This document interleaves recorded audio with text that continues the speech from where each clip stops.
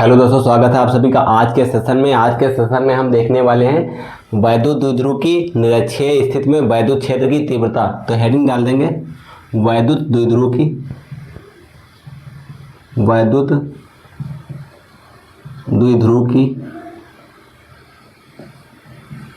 निरक्षीय स्थिति में वैद्युत क्षेत्र की तीव्रता।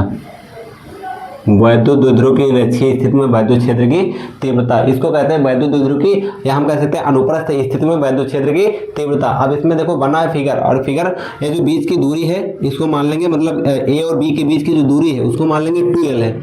और जब वो 2l होगी और आधी दूरी, अगर हम आधे दूरी की बात करें यहाँ से यहाँ तक की दूरी, तो l हो जाएगी आधी दूरी। तो जितनी आधी इधर है तो आधी दूरी इधर भी हो जाएगी l। तो बताएंगे अगर लैंग्वेज इसकी लिखने को कहें तो कैसे लिखेंगे, बताएंगे माना एक वैद्युत द्विध्रुव AB है जो -q और +q आवेश के मिलने से बना है तथा उनके बीच की अल्पतम दूरी 2l है। इसके मध्य बिंदु O से R दूरी पर एक बिंदु P स्थित है जहां हमें वैद्युत क्षेत्र की तीव्रता ज्ञात करनी है। बताएंगे -q व +q आवेश के कारण वैद्युत क्षेत्र की तीव्रताएं E1 व E2 हैं। -q व +q आवेश के कारण इनकी वैद्युत क्षेत्र की जो तीव्रताएं हैं वह E1 व E2 हैं। अब देखेंगे इसमें हमको दूरी A निकालनी है। अगर ये दूरी निकालनी तो हम कैसे निकालेंगे, क्योंकि R पता है L पता है। अगर कर्ण का मान निकालना हो तो लिख देंगे समकोण त्रिभुज। देखो समकोण बना 90 डिग्री का, तो बस लिख देंगे समकोण त्रिभुज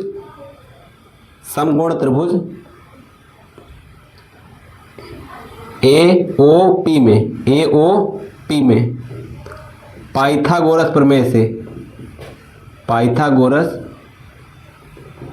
से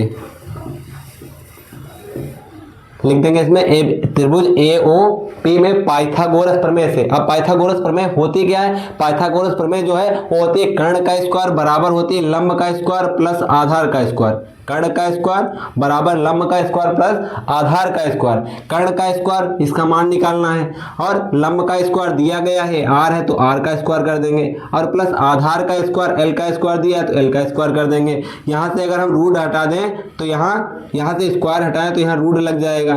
तो ये आ गया कर्ण का मान आया रूट में r का स्क्वायर प्लस l का स्क्वायर, रूट में r का स्क्वायर प्लस l का स्क्वायर, और इधर की दूरी भी यही आ जाएगी रूट में r का स्क्वायर प्लस का l का स्क्वायर, रूट में r का स्क्वायर प्लस l का स्क्वायर। तो फिर एक बार लैंग्वेज देखेंगे इसकी।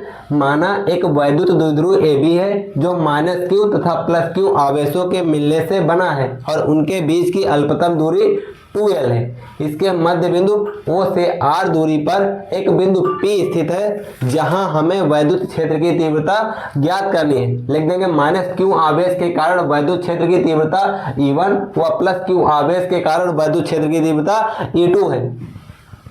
फिर इसके बाद इस डेरिवेशन को करेंगे तो फार्मूला होता है E1। अगर हमको निकालना E1 -q के कारण और +q के कारण निकालना है, तो अगर लिख देंगे -q आवेश के कारण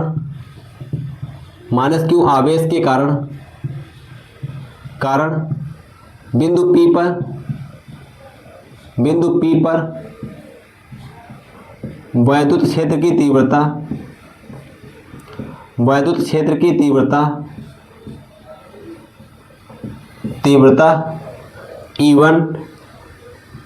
E1 बराबर हो जाएगा 1/4 पाई एप्सिलॉन नॉट के इनटू एक क्या है तो बताएंगे माध्यम का परावैद्युतांक है Q, और अपॉन में हो जाएगा R का स्क्वायर, अर्थात दूरी लिखेंगे, दूरी हो जाएगी रूट में R का स्क्वायर प्लस L का स्क्वायर और इसका होल स्क्वायर R का स्क्वायर। अब इस स्क्वायर से रूट हट जाएगा तो मान आ जाएगा 1/4 पाई एप्सिलॉन नॉट के Q और अपॉन में R का स्क्वायर प्लस L का स्क्वायर। ऐसे लिखेंगे +q आवेश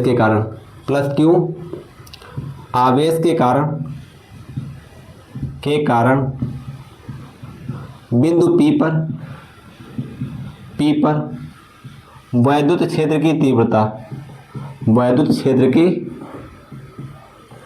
तीव्रता E2 बराबर E2 बराबर हो जाएगा 1/4 पाई एप्सिलॉन नॉट, इसका मान भी वही आएगा के, और हो जाएगा Q, और अपॉन में हो जाएगा रूट में R का स्क्वायर प्लस L का स्क्वायर, रूट में R का स्क्वायर प्लस L का स्क्वायर, इसका होल स्क्वायर से रूट हट जाएगा तो आ जाएगा 1/4 पाई एप्सिलॉन नॉट के Q, और अपॉन में R का स्क्वायर प्लस L का स्क्वायर। अब ये जो E1 और E2 के मान देख रहे हैं दोनों बराबर है, तो लिख देंगे चूंकि E1 व E2 बराबर हैं, इसलिए अगर हम परिणामी तीव्रता निकालें, इसलिए यदि हम परिणामी तीव्रता निकालें तो क्या आएगी, हम लिख देंगे E बराबर रूट में E1 का स्क्वायर प्लस E2 का स्क्वायर, और प्लस में हो जाएगा 2E1 E2 और कॉस थीटा जोड़ देंगे तो 2 थीटा हो जाएगा, लिख देंगे। अब क्या देखो E1 व E2 बराबर है, तो अगर एक को हम चेंज करें तो यहाँ E1 हो जाएगा, यहाँ भी E1 हो जाएगा, तो हम इसको लिख देंगे रूट में E1 का स्क्वायर जुड़ जाएगा तो हो जाएगा 2E1 का स्क्वायर, और यहाँ भी हो जाएगा 2E1 का स्क्वायर, और cos 2 थीटा लिख देंगे। अगर कुछ कॉमन मिलने वाला तो ले लेंगे, यहाँ कॉमन मिलेगा रूट में 2E1 का स्क्वायर कॉमन मिल जाएगा, और यहाँ क्या बचेगा 1, और प्लस में बचेगा cos 2 थीटा, और cos 2 थीटा की जगह पर हम लिख सकते हैं 2 cos स्क्वायर थीटा माइनस 1, तो इसकी जगह पर क्या लिख देंगे 2 cos स्क्वायर थीटा माइनस 1, ये फार्मूला होता है cos 2 थीटा का।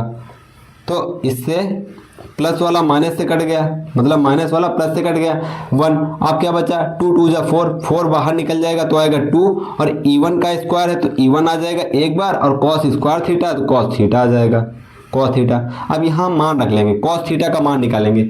अब देखो cos थीटा का मान कैसे निकालोगे, यही त्रिभुज ले लेंगे और लिख देंगे cos थीटा बराबर होता है आधार बटे लाल बटे का कैसे देखेंगे LAL KK, साइन कॉस आधार बटे कर्ण होता है, आधार इसमें L है और कर्ण इसमें R का स्क्वायर प्लस L का स्क्वायर, वो भी रूट के अंदर है, तो ये आ गया cos थीटा का मान। तो अब मान रख देंगे इसकी जगह पर, इनकी जगह पर मान पुट कर देंगे 2E1 का मान 1/4 पाई एप्सिलॉन नॉट के, E1 का मान यही है क्योंकि E1 का मान निकाल चुके थे, और इनटू में Q का स्क्वायर, Q और बटे में R का स्क्वायर प्लस L का स्क्वायर, cos थीटा की जगह पर A मान रखना है तो आ जाएगा L, और अपॉन में आ जाएगा रूट में L का स्क्वायर प्लस R का स्क्वायर।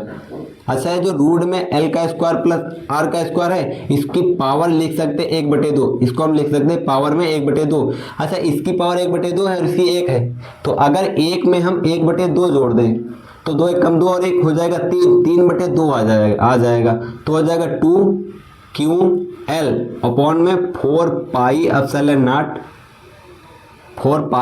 नॉट, इसको 2Q लिख लो और L अलग लिख दो, L और अपॉन में हो जाएगा R का स्क्वायर प्लस L की पावर 3/2।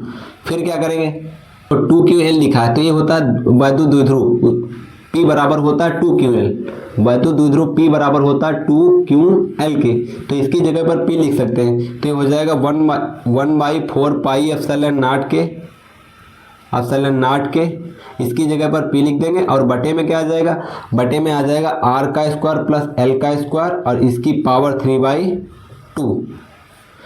अब ये क्या है लिख देंगे, देखो R जो है लिख देंगे, चूंकि R जो है वो बड़ा है L से, सो R का स्क्वायर जो होगा वो भी तो बड़ा होगा L के स्क्वायर से, अतः इसे नगण्य मान का छोड़ने पर जब इसको छोड़ देंगे तो बचेगा R का स्क्वायर की पावर 3/2, 2 से 2 कट जाएगा तो R की पावर 3 आ जाएगी, तो आ जाएगा E बराबर 1/4 पाई एप्सिलॉन नॉट के,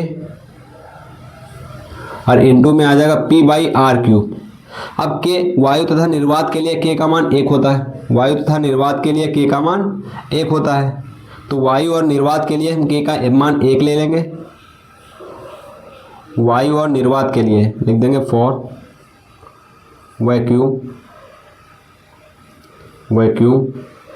and air k is equal to 1 होता है।